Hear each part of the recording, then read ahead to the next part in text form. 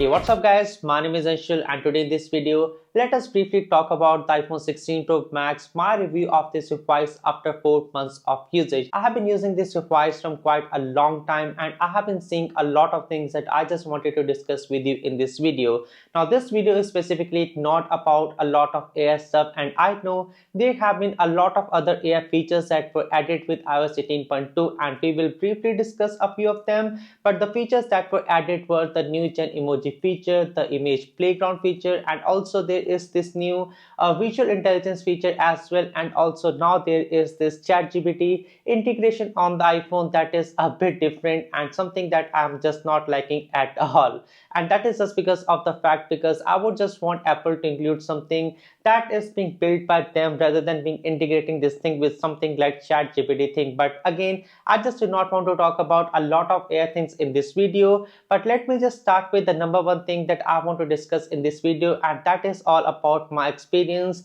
which is not too great. Now when I say that my experience of using this device is not very good, it does not mean that I hate this device at all, because again, I have been using the iPhones from the longest time and I just do not hate iPhones at all. But this particular device that I have been using from the past 4 months, I do not think so that this device is a deserving one, and just because of the price to value ratio that you are getting on this device and a lot of AI features that are just in the name, and the way that these AI features are the ones that Apple is just focusing on and not the user experience on this device, I think so that it is just not a fair game in my opinion. Now the thing is that there have been a lot of bugs on this iPhone 16 Pro Max since the time I am using this device, and again we are already on the iOS 18.2 update, and I was just thinking that hey,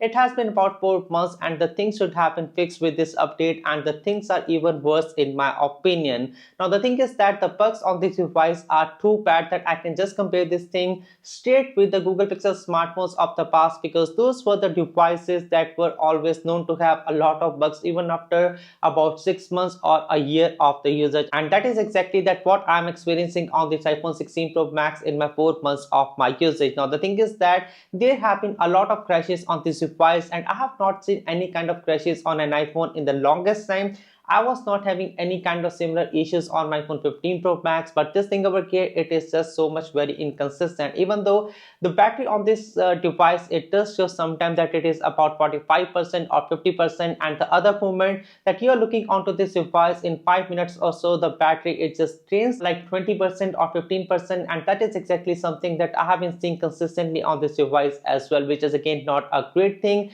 The other problem on this device is that it does get reboot a lot by itself.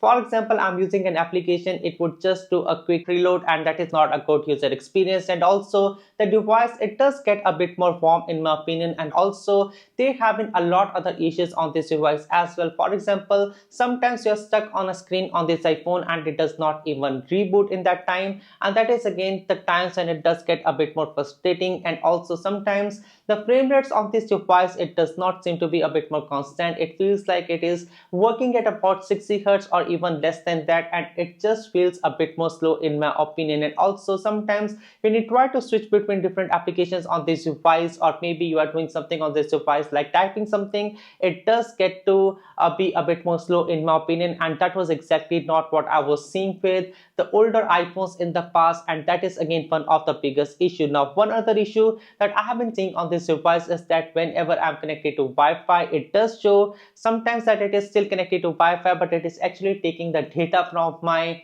the SIM card that is being installed on this device, again something that is frustrating. Or the other times it just does not want to take the LTE connection on this device at all. So again, all those things, it just adds up to the bad user experience on this device, and these are just the basic fundamentals that should have been good on this device as well. Now one another thing that I just want to quickly mention is that with this new iOS 18.2 update, I'm not even able to use the scrolling function sometime on this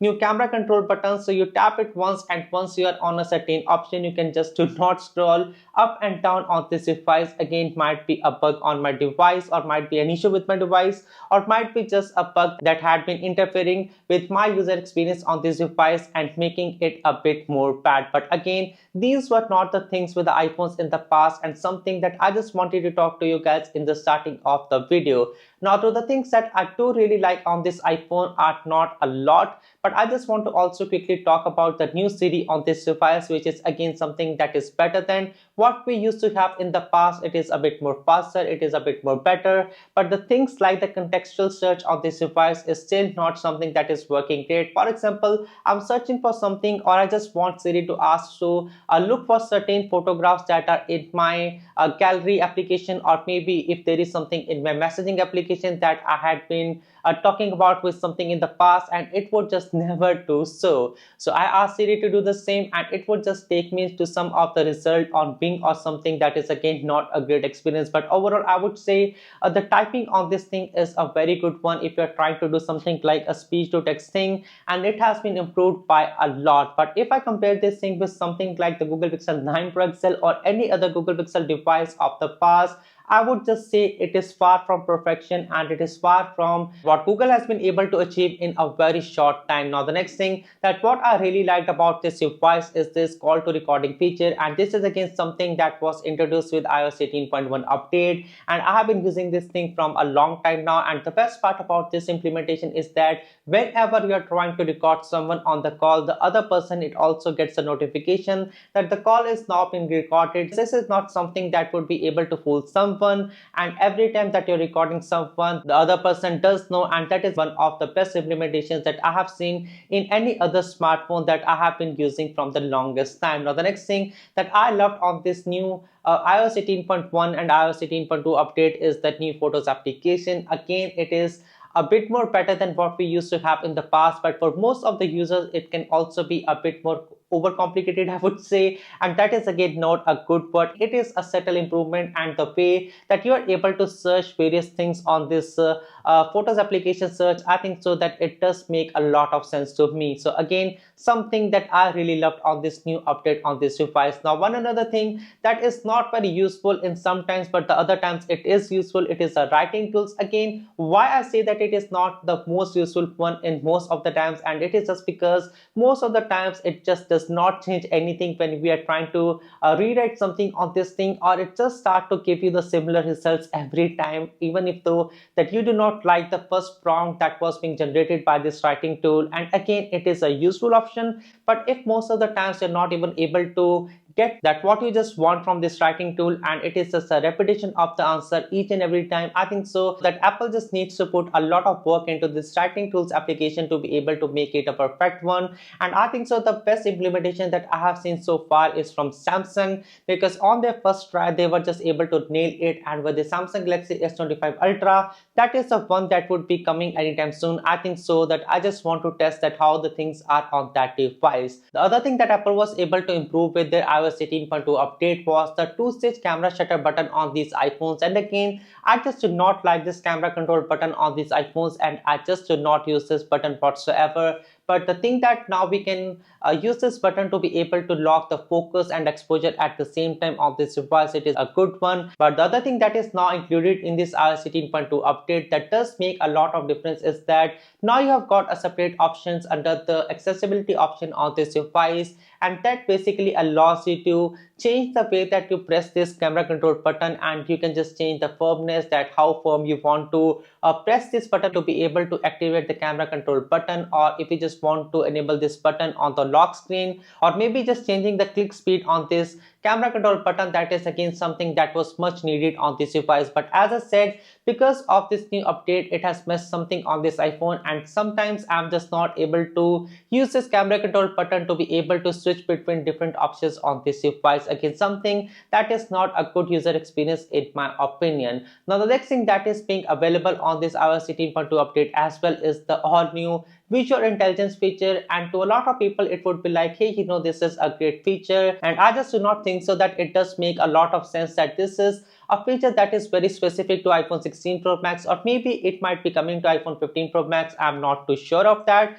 but this is basically a combination of something like a Google Lens and a ChatGPT feature. So you just long press this button over here, and it will activate this visual intelligence feature, and now you have got a screen in front of you that is basically the view of the camera on your side, and you can just click on anything, and then you will be able to either ask ChatGPT anything that you just want to have from this device, or maybe you can use this search feature, and that is basically a very similar thing that you can just do with the Google Lens feature. It will just show you the Google Lens the results of the very same thing, that what are the different things that are very similar to what you're seeing on your screen or the viewfinder thing. And again, something that is not the best implementation in my opinion. It is just, or maybe it is a good implementation, but it is just a combination of ChatGPT with the Google Lens feature. But one thing that I've noticed is that you cannot select something that is being inbuilt by this Apple thing itself, because every time that you just click on this ask option, it will ask you that if you just want to allow the ChatGPT thing or no.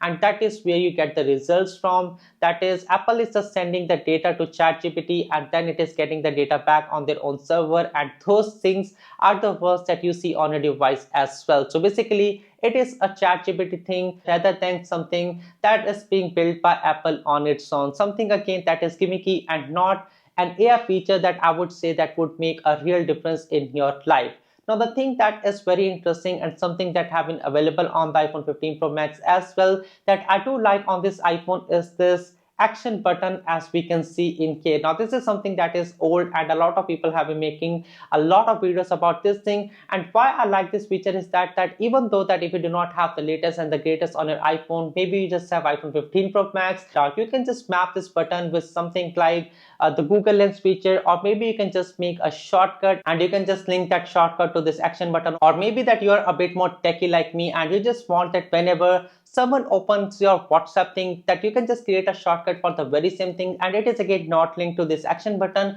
but you can just make a shortcut under the shortcut application menu on this iPhone 16 Pro Max. And what it will do is that whenever someone is trying to open your WhatsApp, it will take a photograph of you from the front camera, and it will lock the iPhone at the very same time, so that the person cannot steal into your WhatsApp. And at the very same time, you also have got the photograph of the person that was trying to break into your phone. So that is something again that is what you would be able to do with this all new shortcuts option. Again, it has been available on almost all the latest iPhones, and it is not very specific to this iPhone 16 Pro Max, but something that is a real game changer than having these all new finicky AI features, that you can also get a free version of almost everything by using the Google Gemini feature or maybe the ChatGPT feature. And there have been plenty other applications that are just for free, and that will do the exact same thing if you just pin that thing over on this iPhone as well. Now, on to the rest of the things that I really loved on this iPhone is the performance on this device. And I know a lot of people would say that I just said in the starting of this video that the performance on this device is not very great, and yes, that does hold true, and that is just because of a lot of bugs that I have been experiencing on this device. But otherwise, I would say this processor is a very capable one. Apple just needed to give a bit more RAM to this device to be able to make sure that the crashes are just not a lot on this device. But otherwise, if you're just playing some kind of game on this device, I think so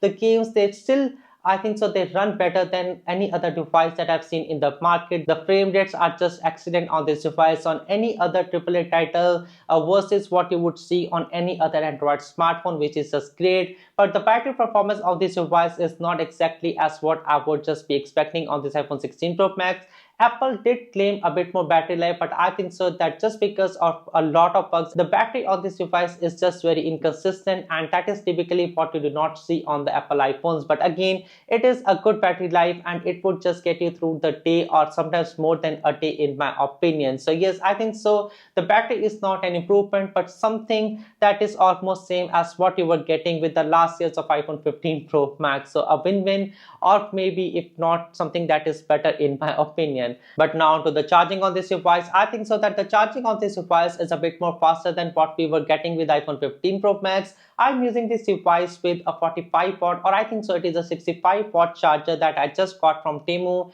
and I have been using this charger from quite a bit now, and in my opinion the charging on this device is really good, and I do not see any kind of issues with the charging whatsoever. It is a faster charging, and I'm able to charge this device in about 45 to 50 minutes. But yes, the charging is super fast fast on this device finally. And well, with that said, that was all that what I wanted to share about this iPhone 16 Pro Max. And in my opinion, it is a great device, but this is one device that has been getting a lot of bugs lately, and this is not a great experience at all. I think so that by the time Apple is able to get rid of all the bugs on this device, you're already halfway done with this device as a product lifecycle release, and at that point I would just say skip this device altogether or just buy the last years of iPhone 15 Pro Max if you're able to get that one in some kind of deal, maybe with a carrier or maybe something that might be lying around in an Amazon sale or a Best Buy sale or something, or just buy something like the all-new Samsung Galaxy S25 Ultra. That is something that I am really excited about. But yes, that is all about this smartphone. But do let me know in the comment sections below that what your experience have been with this iPhone 16 Pro Max. That was all about this video. My name is Anshul. Thanks for watching, and I will see you guys in the next one. Peace.